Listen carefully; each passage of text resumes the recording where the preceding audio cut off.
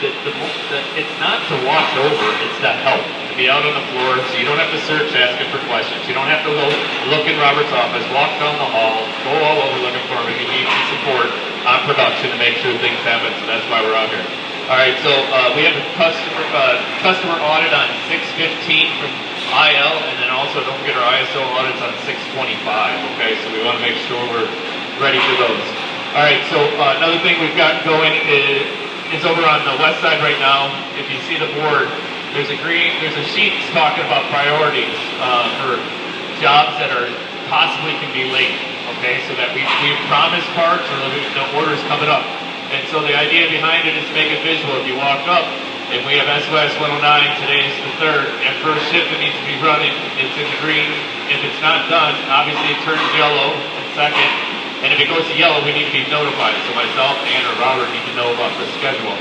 And then if it goes red, we need to know why it went red. Why couldn't we get it done? So it's not a penalty about having to do a corrective action or a 5Y. It's to find out why it didn't happen. So we can solve that. Was it the job before? Was it because we didn't have anyone? Was the material not ready?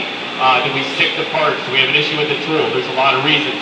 But as you can see, depending on what it is on the schedule, it'll fall like starting on second shift or third shift, so we can start there. So we have an idea, and it's easy to walk up to. Twice a day you can walk up and see where we're at on that, so we can visually see within 10 seconds, okay? So we want to make sure we're utilizing that to make sure that we stay on time for those customers, so we can try and drive some of those late deliveries down, okay?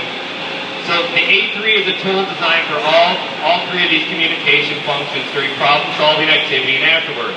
At any time during these three stages, especially during the report and consult, the A3 also becomes a development tool.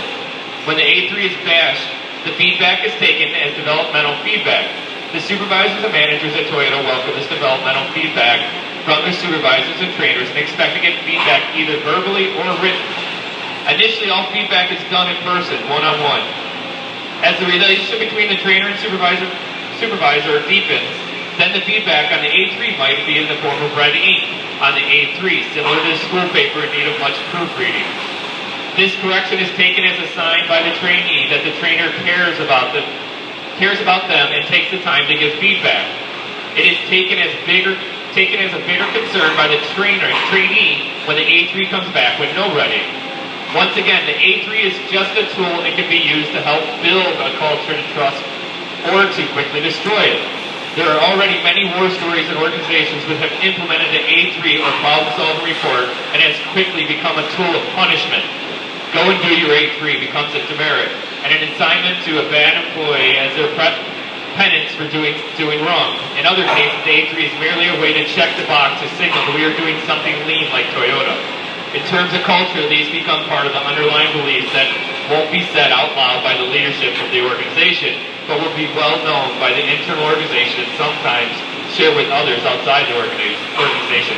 All right? A good example is red sheets. We talk about red sheets as a penalty. Oh my God, we got a red sheet. Oh my gosh, I have to deal with this red sheet. It's not a penalty. We've got to stop using it as a penalty. We've got to quit punishing people for saying that you did something wrong, fill out a red sheet, tell me how you're correct. We need to work together to figure out how to correct it so it doesn't happen, okay? The red sheet should be the same way as an A3. It should be a feedback tool to correct the problem, not saying, you did this, you go figure it out. Okay? So we got to start changing that. And that starts with me, talking about red sheets. It's not supposed to be red sheets. It's supposed to be corrective action, all right, or preventive action. It's not saying penalizing for something going wrong. It's how to prevent it from happening again, okay? So that goes for when we're talking about late deliveries. When we get to the red, we need an information on why it went bad. It's not saying, well, just work harder so it doesn't happen.